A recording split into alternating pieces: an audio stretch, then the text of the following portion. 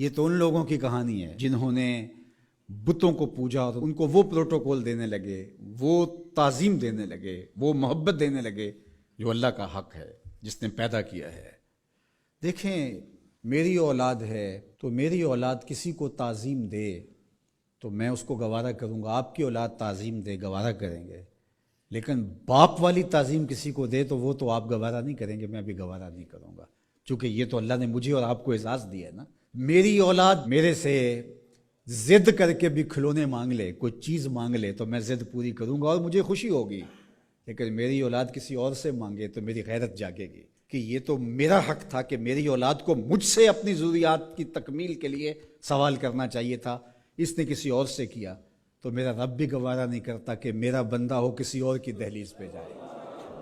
کہا تمہارے جوتے کا تسمہ بھی ٹوٹ جائے تو اپنے رب سے مانگو، وہ تمہیں دینے والا ہے، تمہاری ضرورتوں کی تکمیل کرنے والا ہے، یہ تمہارا رب گوارا نہیں کرتا۔ اللہ اکبر۔ حضور نے سوال کرنے سے منع کیا۔ حضرت ابو بکر صدیق رضی اللہ تعالی عنہ سواری پہ بیٹھے تو ہاتھ سے کوڑا گر گیا، تو آپ گھوڑا کھڑا کیا، نیچے اترے، کوڑا اٹھایا، پھر بیٹھے، تو کسی نے کہا کہ یہ آپ فرما دیتے، ہم پکڑ کے آپ کے ہاتھ میں دے دیتے۔ کہا حضور نے سوال کرنے سے منع کیا۔ یہ ہیں وہ لوگ جو عمل کرنے والے ہیں اور ہم تو باتیں کرنے والے ہیں۔ والذین آمنوا اشد حبا للہ، اور جو اہل ایمان ہیں وہ اللہ کو ٹوٹ کے چاہتے ہیں، شدید، بلکہ شدید سے آگے اشد ہے لفظ، یہ طلبہ جانتے، اس میں تفضیل ہے۔ جو اہل ایمان ہیں وہ اللہ سے ٹوٹ کر محبت کرتے ہیں، محبت کی جو آخری حد ہے، اور یہاں محبت میں اشد کا لفظ کہہ لیے، دوسرے لفظوں میں اس کو عشق کہہ سکتے ہیں۔ جو اہل ایمان ہے وہ رب سے عشق کرتے ہیں، وہ رب سے ٹوٹ کر محبت کرتے ہیں۔ اشد حب للہ، شدید محبت نہیں، اشد محبت۔ اشد محبت سے آگے تو کوئی درجہ ہی نہیں ہے، تو وہ کتنی محبت کرتے ہیں، تبھی تو جانیں وار دیتے ہیں، اس کے نام پہ، اس کے حکم پہ گردنیں کٹواتے ہیں۔ یہ ہے شدید محبت کا روپ، اس کا حکم ہوا جیسا ہوا۔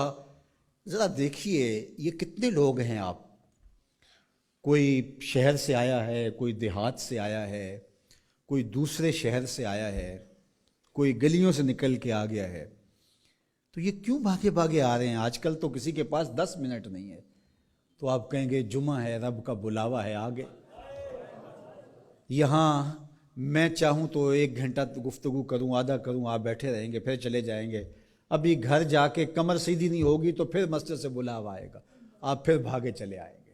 تو وہ مالک اس محبت کی لاج رکھنے والا ہے۔ یار اللہ سے محبت بہت بڑی دولت ہے، آج اللہ سے محبت ہم بھول گئے ہیں۔ حضور علیہ السلام کی محبت بھی اللہ کی محبت ہے، یہ بات ذہن میں رکھیے گا۔ اس کا یہ مطلب نہیں ہے کہ کوئی شخص حضور کی محبت کی نفی کر دے اللہ کی محبت کا نام لے کر، جس طرح کہ ایک فکر ایسی بھی موجود ہے، لیکن دوسری جانب بھی کچھ ایسی صورتیں اتر گئی ہیں کہ حضور کی محبت اس کا نام لیا جاتا ہے اور اللہ کی محبت بتدریج دلوں سے اس طرح سے ختم کر دی گئی ہے۔ اہل ایمان اللہ سے ٹوٹ کے محبت کرتا، تتجافا جنوبہم عن المضاجع، اور اللہ کی محبت کی وجہ سے راتوں کو ان کی کروٹیں بستروں سے الگ رہتی ہیں، وہ خوف اور طمع میں رب کو پکارتے ہیں، کبھی قیام میں، کبھی سجود میں، کبھی رکوع میں، کبھی تسبیح کرتے ہوئے، کبھی تہلیل کے ترانے پڑھتے ہوئے، اس کا مبارک نام لیتے ہوئے، تو اس کے ذکر سے اس کی محبت کا اظہار ہوتا ہے۔ نماز پڑھو تو ڈوب کے پڑھو، سجدہ کرو تو ڈوب کے پڑھو، گویا تم اپنے مالک کی دہلیز پہ اپنا سر رکھ دیا ہے، اور پوری تندہی کے ساتھ اس کے حضور سجدہ ریزیاں کرو، چونکہ وہ ہمارا خالق ہے۔